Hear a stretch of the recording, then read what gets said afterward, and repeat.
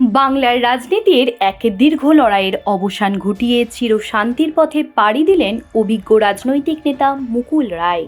একটি অত্যন্ত বড় খবর এই মুহূর্তে গোটা বাংলাকে নাড়িয়ে দিচ্ছে।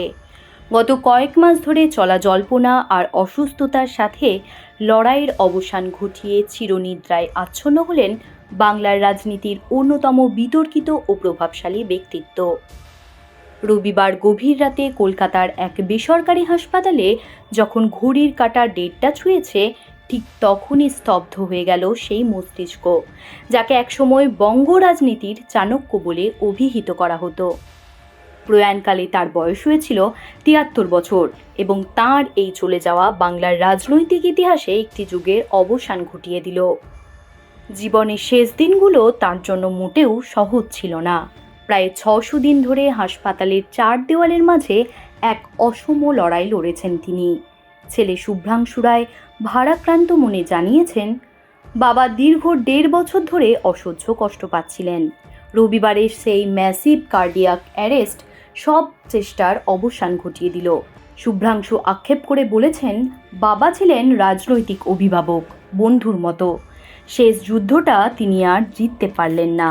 বিধানসভা হয়ে কাঁচরাপাড়ার ঘটক রোডের বাড়িতে নিয়ে যাওয়া হবে তাঁর মরদেহ। সেখান থেকে শেষকৃত্যের জন্য নিয়ে যাওয়া হবে হালিশহর শ্মশানে। মুকুল রায়ের এই প্রয়াণে শোকাতুর দেশের শীর্ষ নেতৃত্ব। প্রধানমন্ত্রী নরেন্দ্র মোদী বাংলা ভাষায় টুইট করে শ্রদ্ধা জানিয়েছেন। তিনি লিখেছেন, তার রাজনৈতিক অভিজ্ঞতা ও সমাজ সেবামূলক প্রচেষ্টা স্মরণীয় হয়ে থাকবে। অন্যদিকে দীর্ঘদিনের সহযোদ্ধা মমতা বন্দ্যোপাধ্যায় শোক বার্তায় জানিয়েছেন, প্রবীণ এই রাজনীতিবিদের চলে যাওয়ার খবরে আমি মর্মাহত। শুভ্রাংশু, মন শক্ত করো, আমরা তোমার সঙ্গে আছি।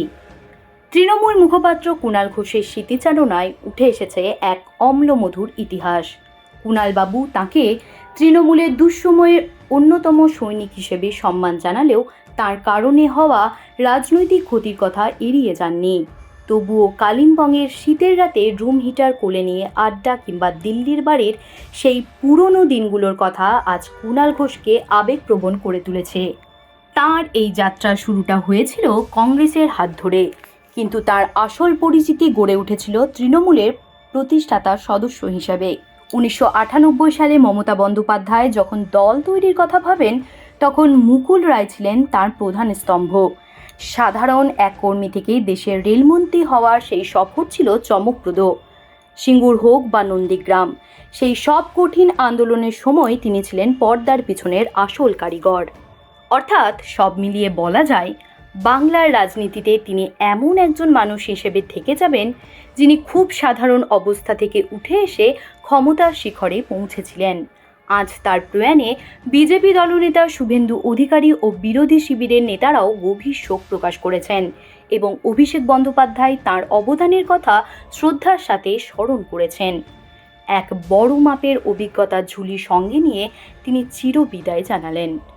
বাংলার রাজনীতির ইতিহাস যখনই লেখা হবে, তখনই তার নাম সেখানে চিরকাল উজ্জ্বল হয়ে থাকবে।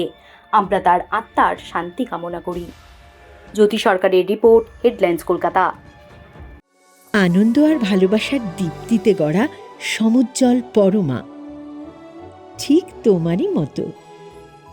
শ্যাম সুন্দর কোম্পানি জুয়েলার্স, আগরতলা, উদয়পুর, ধর্মনগর, কলকাতা।